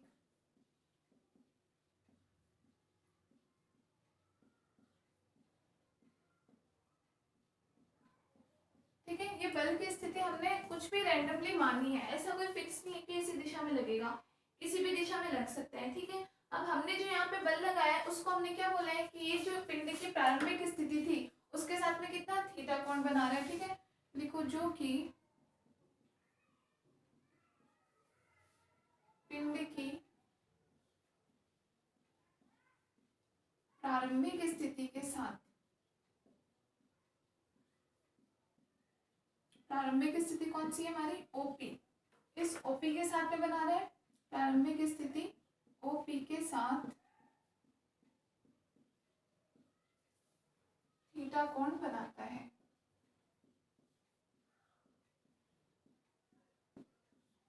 मतलब आप एक तरीके से ऐसे समझो कि जैसे जो भी हमने बताया कि चौखट से लगा हुआ हमारा कोई दरवाजा है और आप इसकी कुंडी पर बल लगाते हो, ठीक है ना, तो इस अक्ष के सापेक्ष किसी न किसी कोण पर ही तो आप बल लगाते हो इस पूरे पिंड की। अब जैसे जो प्रारंभिक स्थिति मान लो दरवाजा बंद है, ये इस कुंडी की स्थिति है, अब या तो आप उस पर बल आगे खींचने के लिए लगा रहे हो या पीछे की तरफ उस पर लगा रहे हो, तो आप क्या किसी भी स्थिति में इसके सापेक्ष बल लगाओगे। यहाँ पे वही कंडीशन है। अब इसकी प्रारंभिक स्थिति क्या है, जब ये बंद है तब हम इस पर बल लगा रहे हैं या तो पीछे खींचने या आगे के लिए। ठीक है, तो यहाँ पे हमने उस पिंड की प्रारंभिक स्थिति तो क्या है, ओपी है, और हमने उस पर बल लगाया है और वो बल उस प्रारंभिक स्थिति के साथ में कुछ न कुछ थीटा कोण बनाएगा। जैसे कि इस कुंडी की प्रारंभिक स्थिति मान लो ये थी, आपने जैसे इसको पीछे की तरफ खोला तो पीछे की तरफ ये कुछ इस कुंडी के कुछ पीछे की तरफ दरवाजा जाएगा तो कुछ इस टाइप का एंगल बनेगा ना, ये थीटा।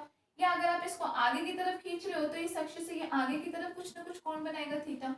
ठीक है, तो वही वाली बात है कि हम उसको किधर की भी तरफ अगर हम उस पर बल लगाते हैं तो बल उसकी प्रारंभिक स्थिति सदिश जो भी है उसके साथ में क्या थीटा कोण बनाएगा। ठीक है, अब जो ये बल की क्रिया रेखा है, बल की क्रिया रेखा कहाँ है, निर्देश बिंदु के लंबवत।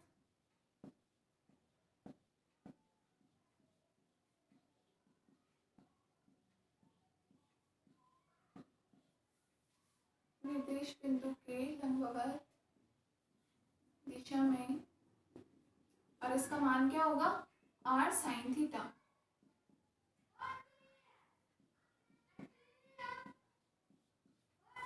बल की क्रिया रेखा निर्देश बिंदु के लंबवत होगी और मान कितना होगा, r sin थीटा होगा। ठीक है, तो अब हमें किसके सापेक्ष बलाघूर्ण का मान ज्ञात करना है, बिंदु O के सापेक्ष। ठीक है ना, कि बिंदु O के सापेक्ष अगर हम बलाघूर्ण की बात करें, अतः बिंदु O के सापेक्ष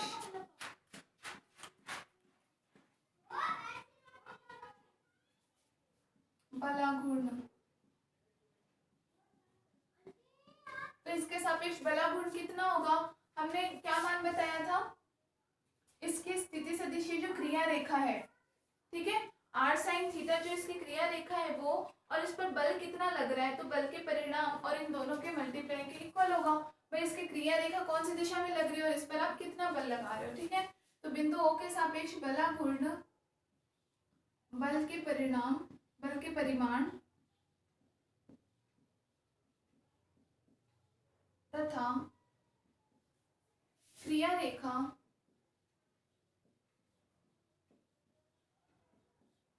r sin थीटा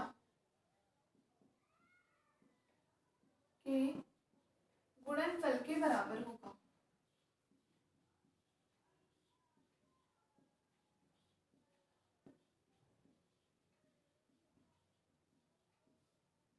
मतलब देख रहे हैं कि स्टॉक का मान कितना होगा बलाघूर्ण का, तो किसका, एक तो जो बल लग रहा है वो बल का परिणाम और इनटू उसकी क्रिया रेखा किस दिशा में, उन दोनों के गुणनफल के बराबर होगा। ठीक है, तो एक तो आपको ये समझ में आया कि बलाघूर्ण भी एक प्रकार का बल ही है, लेकिन इसमें क्या होता है, वही बल के साथ साथ किसी न किसी दिशा में एक कोण पर भी बल होगा कि आप किसी पिंड के किसी एक निश्चित बिंदु पर बल लगाओगे, लेकिन उसके कारण वो बिंदु जो होगा, वो जो पूरा का पूरा पिंड है, वो किसी एक अक्ष के सापेक्ष चारों तरफ ही गति करेगा वो, ठीक है।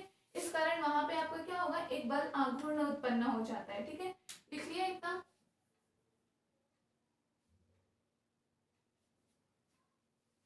तो बिंदु O के सापेक्ष जो बलाघूर्ण हमने बताया कि बल के परिमाण और क्रिया रेखा इन दोनों के गुणनफल के बराबर होगा। मतलब कि हमारा टॉर्क, टॉर्क को हम प्रदर्शित करते हैं टॉ से, ये सिंबल, इसको क्या कहा जाता है, टॉ, ठीक है।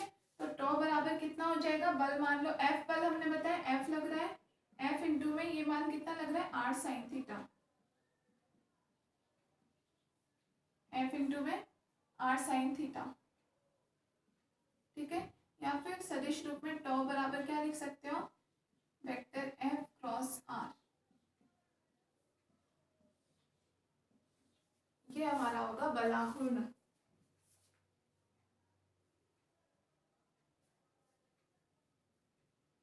क्लियर है, समझ में आया बलाघूर्ण। एग्जांपल से ध्यान रखना, जैसे दरवाजे का खुलना, कि हम उस पूरे एक पिंड जो कि उस अक्ष के सापेक्ष किसी भी एक या दो बिंदुओं से लगा होता है दरवाजा, ठीक है।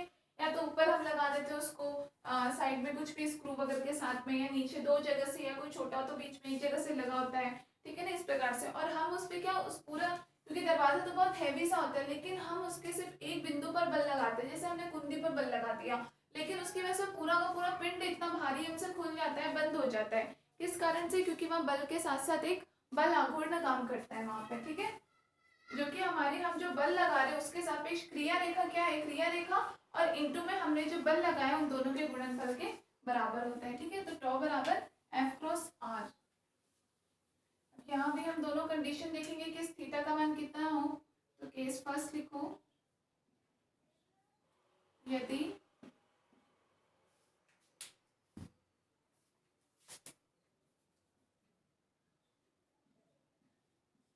थीटा इक्वल टू 90 ले लेते हैं, 90 डिग्री हो, तो उस कंडीशन में टॉ बराबर क्या हो जाएगा, F इंटू आर साइन 90। मतलब इस अवस्था में टॉ बलाघूर्ण कैसा, मैक्सिमम हो जाएगा, बराबर F इंटू आर के बराबर हो जाएगा। मतलब कि दोनों के बीच में अगर आपकी जैसे जो कुंडी और उस पर आप बिल्कुल 90 के एंगल पे अगर आप बल लगाते हो, उस अवस्था में जो टॉ का मान होगा वो कैसा होगा, अधिकतम होगा, ठीक है। बिल्कुल दोनों की अवस्था कैसी हो, बिल्कुल एकदम परपेंडिकुलर, बिल्कुल लंबवत हो, ठीक है। और केस सेकंड क्या हो जाएगा, अगर थीटा हम 0 ले लेते हैं, यदि थीटा बराबर 0 डिग्री, तो टॉ बराबर कितना हो जाएगा, F R साइन 0, मतलब टॉर्क बराबर 90, सॉरी 0। मतलब इस अवस्था में क्या मान होगा, इसका मिनिमम मान होगा, न्यूनतम होगा। वैसे भी आप देख सकते हो कि बिल्कुल 0 डिग्री में लगाने का मतलब क्या है, कि जैसे जो कुंडी है, हम बिल्कुल बल हम सामने से लगा ही नहीं रहे, हम कुंडी पर ही आप बल लगाओ बिल्कुल साइड से उसी दिशा में, तो उससे दरवाजा खुल जाएगा क्या, नहीं खुलेगा। दरवाजा कब खुलेगा, कि जैसे कुंडी है, आप बिल्कुल परपेंडिकुलर उस पर बल लगा रहे हो, ठीक है ना। तो इस अवस्था में टॉर्क का मान कितना हो जाएगा, बलाघूर्ण न्यूनतम हो जाएगा, टॉ बराबर 0।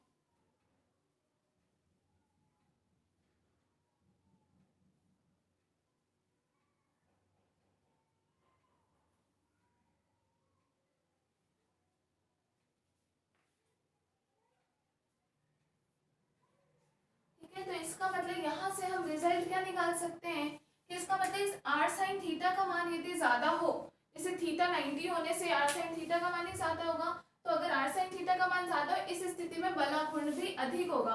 और चाहे आप बल कम लगाओ, एफ का मान चाहे आप बल थोड़ा कम भी लगा लो, लेकिन अगर इस आर साइन थीटा का मान ज्यादा होगा तो आपका बलाघूर्ण भी अधिक होगा। मतलब ये बल से ज्यादा इस एंगल पर डिपेंड करता है, ठीक है ना, आर साइन थीटा के मान पर निर्भर करता है। तो ये आप लिख सकते हो, अर्थात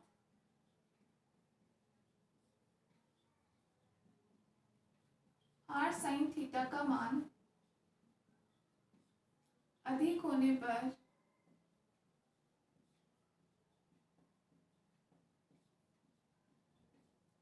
बलाघूर्ण भी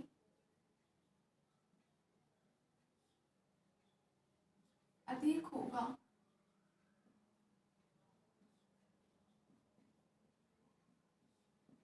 चाहे बल का मान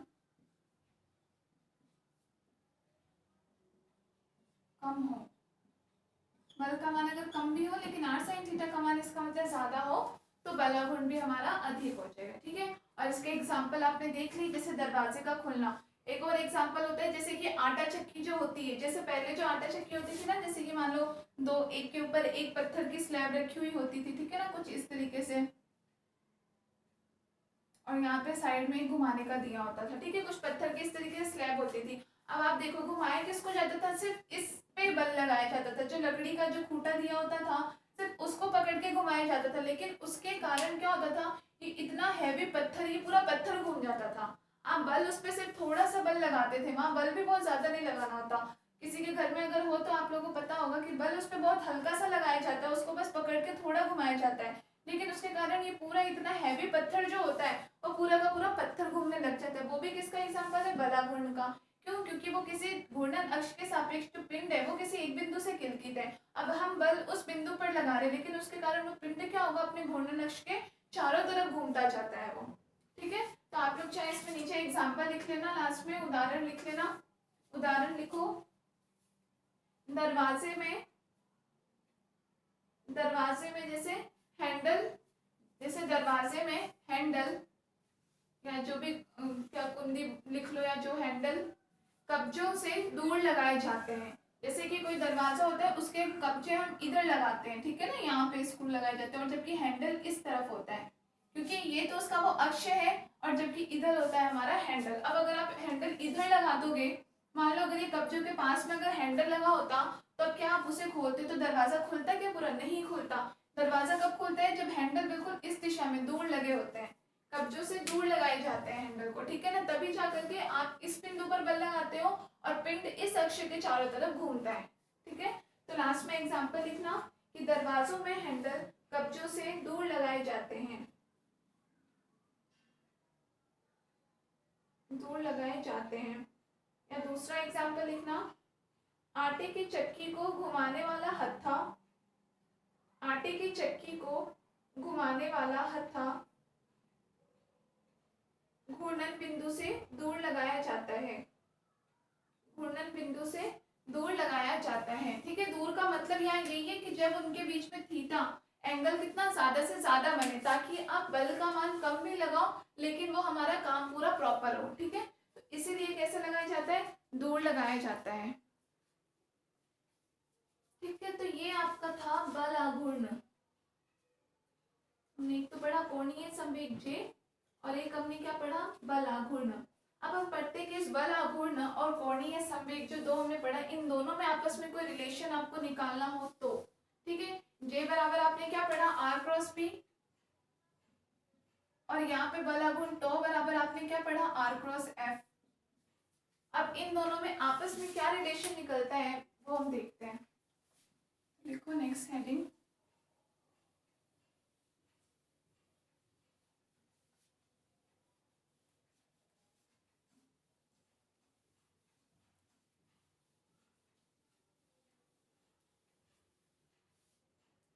हेडिंग 2, बल आघूर्ण तथा कोणीय संवेग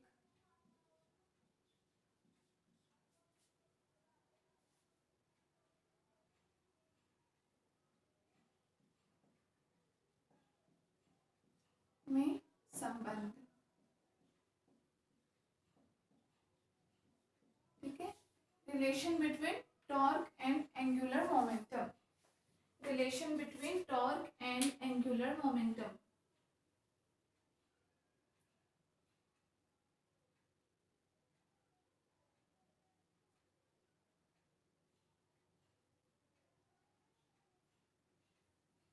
ठीक है, तो दोनों में कोणीय संवेग पढ़ा हमने, चाहे बल आघूर्ण पढ़ा, दोनों में एक चीज कॉमन क्या थी कि दोनों तभी लगते हैं जब पिंड की गति घूर्णन गति हो। ठीक है ना, रेखीय संवेग के लिए, सॉरी रेखीय गति के लिए तो नहीं लगता, जब पिंड की गति घूर्णन हो उस कंडीशन में उस पर बल लगेगा बलाघूर्ण के रूप में, या फिर संवेग उसका कैसे कोणीय संवेग के रूप में होगा। ठीक है, तो हम मान लेते हैं कि यदि कोई पिंड, देखो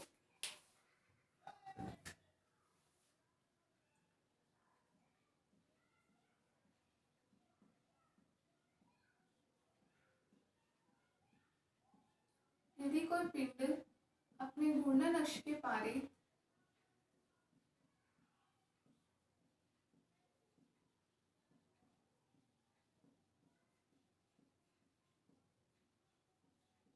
गति करता है, कैसी घूर्णन गति करता है, घूर्णन अक्ष के पारे, तो ऑब्वियसली सी बात है घूर्णन गति ही करेगा।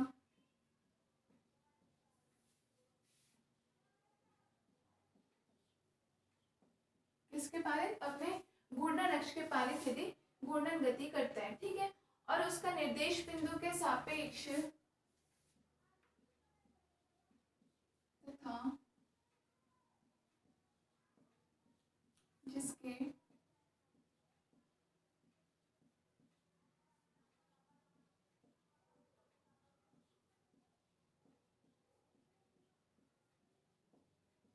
निर्देश बिंदु के सापेक्ष स्थिति सदिशा माने किसके? उस पिंड की बात कर रहे हैं, ठीक है ना। तो निर्देश बिंदु के सापेक्ष स्थिति सदिश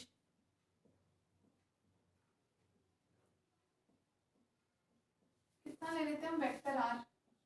स्थिति सदिश हमने ले लिया वेक्टर आर, ठीक है, और इसके साथ में अगर हम रेखीय संवेग उसका ले ले, रेखीय संवेग पी ले लेते हैं तथा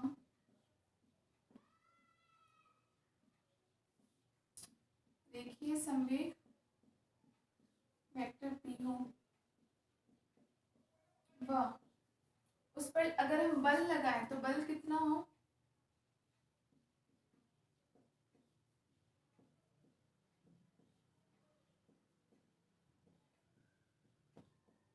वेक्टर एफ, ठीक है। कि कोई पिंड अपने घूर्णन अक्ष के पारित गति करता है तो उसके निर्देश बिंदु के सापेक्ष एक तो स्थिति सदिश हमने देख लिया, उसका रेखीय संवेग और उस पर आरोपित बल, ठीक है, तीनों का मान देख लिया। तो हमें क्या मिलेगा? तो आर बराबर कोणीय संवेग जे बराबर कितना हो जाएगा? R cross P. समीकरण 1 कोणीय संवेग जे का मान, ठीक है, और दूसरा टॉर्क अगर हम लगाते हैं, टॉर्क टो बराबर कितना हो जाएगा? R cross F. समीकरण नंबर 2, ठीक है। दोनों में आर तो कॉमन है ही, स्थिति सदिश एक में क्या रेखीय संवेग चाहिए और एक के लिए हमें बल का मान चाहिए, ठीक है।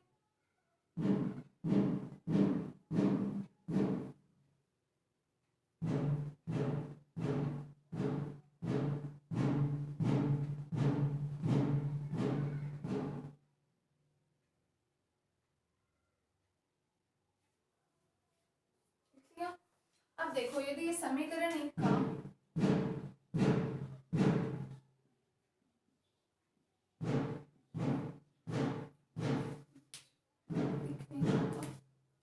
टी के सापेक्ष अवकलन कर देते हैं, समीकरण 1 का, ठीक है।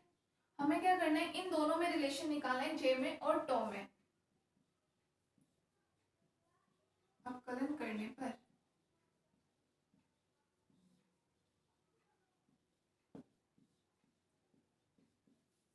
क्या होगा? डी जे बटे डी टी बराबर डी बटे डी टी किस पे? आर क्रॉस पी पर। अब ए और बी दोनों का अवकलन करना है, तो एक बार तो हम आर बाहर ले लेते हैं और क्रॉस क्या हो जाएगा? डीपी बटे डी टी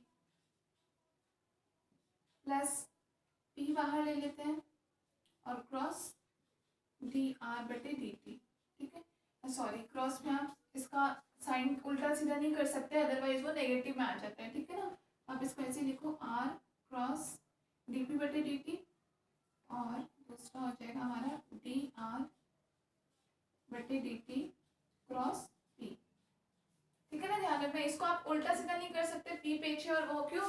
क्योंकि जब क्रॉस प्रोडक्ट होता है तो उसमें आगे पीछे करने से उसका साइन चेंज हो जाता है, वो नेगेटिव पॉजिटिव हो जाते हैं, इसलिए, ठीक है ना। लिखिए इतना, अब लिख लो पहले इतना, फिर ऊपर से रफ करते हैं।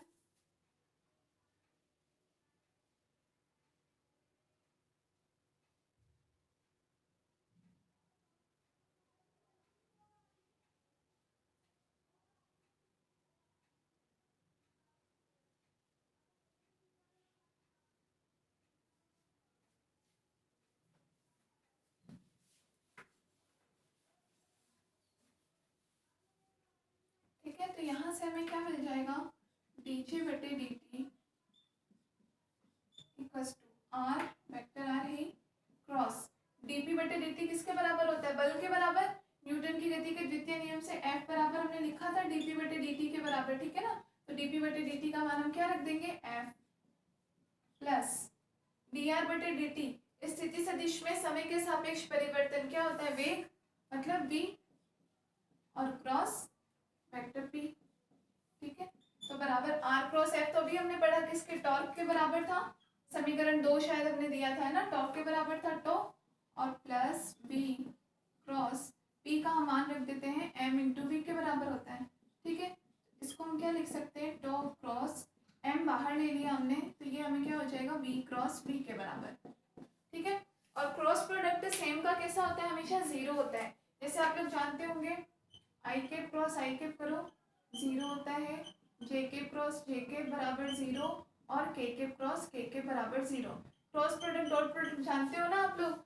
मतलब क्रॉस का मतलब क्या होता है कि बिल्कुल एक दूसरे के कैसे बिल्कुल परपेंडिकुलर हो जाते हैं, ठीक है ना।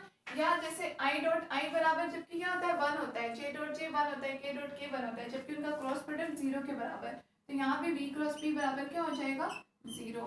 तो टॉ क्रॉस m इंटू में जीरो हो जाएगा, ठीक है। सॉरी प्लस है ना बीच में, प्लस मतलब कि हमारे पास टॉ बराबर हमें क्या मिल गया, इन दोनों में रिलेशन, ये मान हमें मिल जाएगा टॉ के बराबर, ठीक है। इसका डी जे बटे डी टी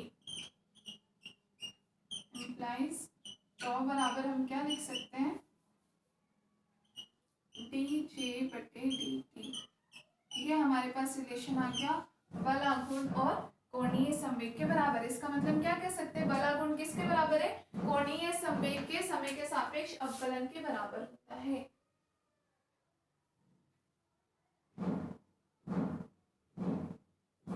ठीक है, तो ये आपके पास इक्वेशन आ गई, इसे आप समीकरण कुछ पे डाल देना और नीचे लिखना, अर्थात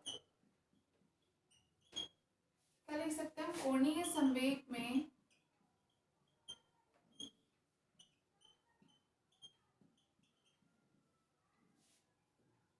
परिवर्तन की दर